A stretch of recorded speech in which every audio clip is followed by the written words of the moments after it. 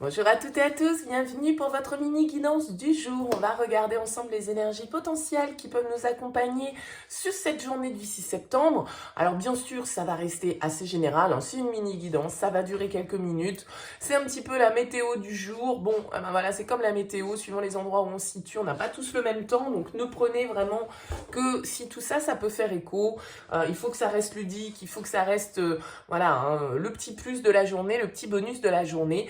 On va découvrir ensemble, puisque j'ai déjà tiré les cartes pour permettre de faire une vidéo relativement courte, l'énergie générale, l'énergie au niveau relationnel sentimental, l'énergie au niveau pro-activité, le petit bonus du jour et puis le petit conseil de l'oracle au quotidien. Allez, c'est parti. Oh, le fou en énergie générale, ok, une arcane majeure, le monde au niveau sentimental, le 5 de bâton au niveau des activités du professionnel, la surprise, c'est un cavalier de denier, et l'oracle au quotidien nous dit quoi ? Écrivez et compilez vos rêves. Ok. Alors écoutez, on a deux arcanes majeures quand même pour débuter cette semaine du 6 septembre. Donc il peut se passer des événements ou en tout cas des énergies plus ou moins importantes pour certains d'entre vous, puisque on a comme énergie générale ce fou.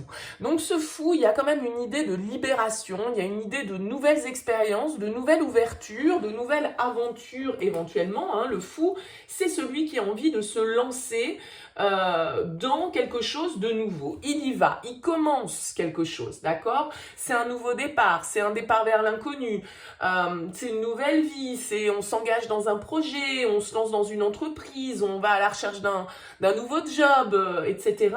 C'est vraiment l'appel de nouveaux horizons et l'envie de se jeter à l'eau. On a envie d'y aller. On s'en moque du qu'en dira-t-on, on se moque des convenances, on se moque des responsabilités.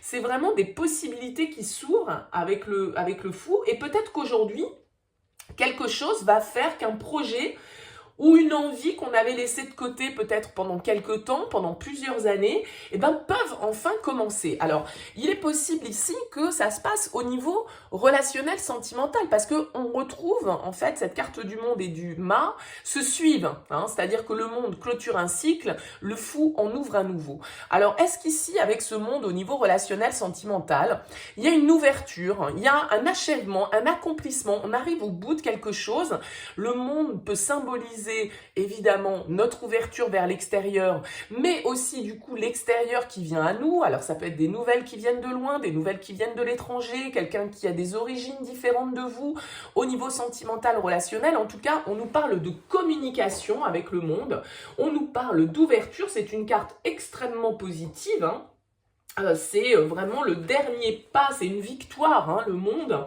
une certaine forme de récompense.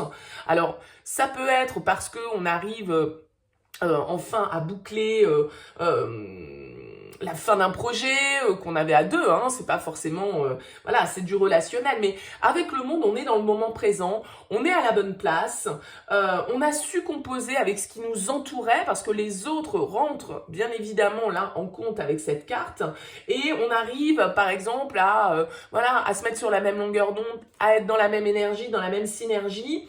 Il y a une histoire de problèmes qui peuvent enfin se résoudre, d'un happy end, on va dire, qui arrive. Alors, est-ce que c'est ça qui vous donne des ailes? Est-ce que c'est ça qui vous donne cette envie avec le fou, de nouveaux horizons, de nouvelles expériences, de nouveaux projets, de nouvelles vies? Parce que enfin, vous avez les réponses à vos questions avec le monde au niveau d'une histoire relationnelle ou sentimentale. Il y a quelque chose qui s'ouvre, il y a une communication qui se fait.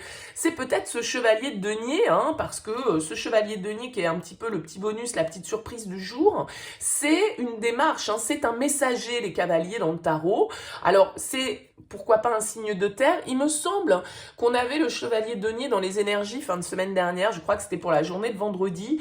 Donc, quelqu'un qui peut être porteur d'une proposition, d'une offre, quelqu'un qui vient vous présenter ce denier, peut-être quelqu'un que vous attendiez depuis longtemps, ou des nouvelles, ou une information, ou un élément, on va dire, qui est porté à votre connaissance ou qui vient vers vous. C'est pas forcément toujours une personne, il faut prendre la symbolique des énergies, et ça vous permet de pouvoir passer à une autre étape, ça vous permet de pouvoir enfin avoir la communication que vous attendez, enfin avoir les nouvelles que vous attendez pour vous libérer, pour pouvoir entamer effectivement un nouveau cycle de manière beaucoup plus léger, beaucoup plus spontané, on va dire, avec cette énergie du fou.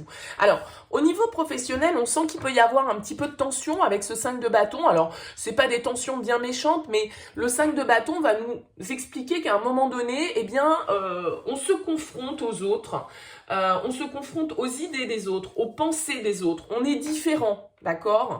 Et ces différences, du coup, qui nous montrent une certaine forme de diversité, donc c'est positif, mais d'un autre côté, ben voilà, justement, on n'a pas le même point de vue, donc on n'est pas là. Vous remarquerez que sur cette carte, en fait, hein, il joue du bâton, là, mais